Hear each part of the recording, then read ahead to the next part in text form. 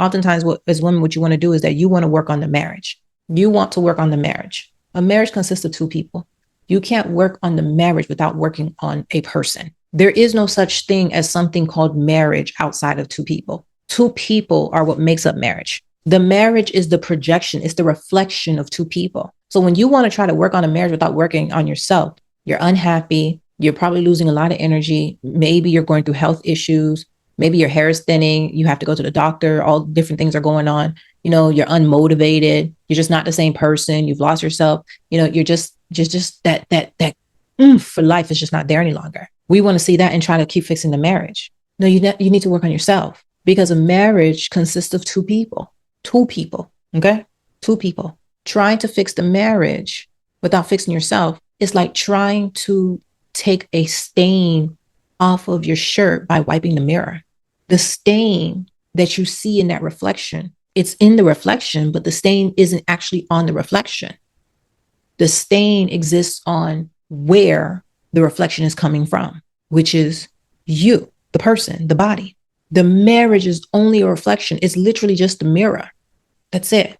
It's not the actual being. It's not the person. It's not the thing.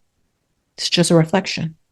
So if you see something in the reflection, you don't fix it by now trying to clean the reflection. You fix it by going back to the source. So now if a marriage only consists of two people, right? Two people, a husband and a wife. That's what I'm talking to. Husband and a wife. By working on you, 50%, half of the marriage is being worked on. 50% of it. See, by working on the mirror, 0% is being resolved. 0%. By working on you, 50% is being resolved. And what someone want to do is you want to apply that 50% energy to your husband and try to fix him. No, you surrender that man to God, and you surrender yourself to God, and you work on what you have control over, which is you. You don't have control over him. So now, obviously, for women, if you're in an abusive situation, please look into resources and the things that you need. I do not advocate in any way, shape, or form for any woman to be in a situation that is literally physical harm and abusive. That's not what this is about. I don't advocate for that. So I'm not sitting here telling you to just sit here and go through this entire series when your life is in danger. Please, again, exercise wisdom. The goal at the end of this is for you to be much more wiser than you came in here. Okay? Wisdom. That's the principal thing that we're operating in here. Wisdom, wisdom, wisdom. Sing it from the mountaintops. Wisdom. Okay? Wisdom. So please operate in wisdom, which not only does that mean or pertain to really assessing the situation that you're in and being honest, like Abigail, being honest about whether or not you're in danger and clear about what kind of danger that you're in, but also utilizing wisdom and diplomacy on how you extract yourself and remove yourself from that harm. Okay. And for the rest of you, where it's more of like, emotional, maybe even verbal abuse, whatever, again, wisdom. Whatever lie of submission was told that wisdom is no longer necessary and needed because you're married, it's a lie from the pits of hell. And that's why I wanted to go over scripture with you today. Crack open that Bible so you can see it clearly that it's a lie from the pits of hell, because God struck Nabal dead.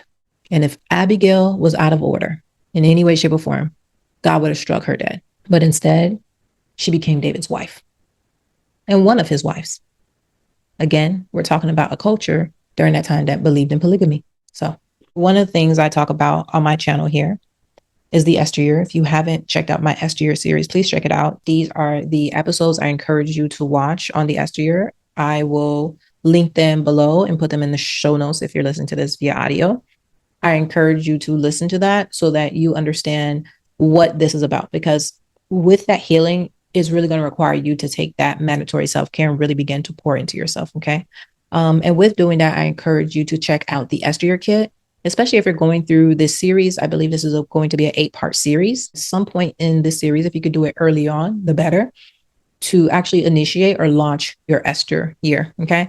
So I have that 4-week Esther Year Launch Kit for you guys here. That's going to include the 3-day Freedom Fast Guide, especially as you're going through this and we're talking about covenant marriage. Well, listen, we're going to get into some deep stuff during this series to really help you understand why fasting is going to be one of the things that you're going to want to do during this process. But you have the 3-day Freedom Fast Guide. Also included in that 4-week Esther Year Launch Kit is the Beauty for Ashes program. This helps you go from survival strength to divine empowerment, right?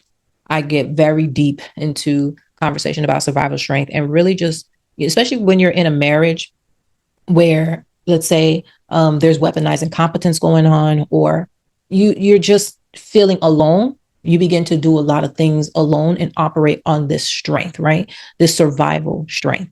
And this begins to be the mindset that you're moving from, and it impacts you in a different way. So we're taking you through the process of releasing that, but you're not releasing it and not getting anything. This is why you're going to be embracing that divine empowerment.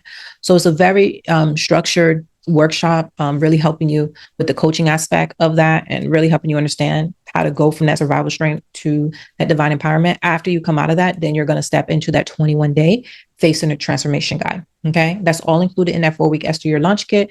And also you're going to have access to that divinely empowered woman community. And this is the online community that is here to support you women who are stepping into that Esther year. Okay. So ladies, this is part 1 of the Hurting Wife Reset.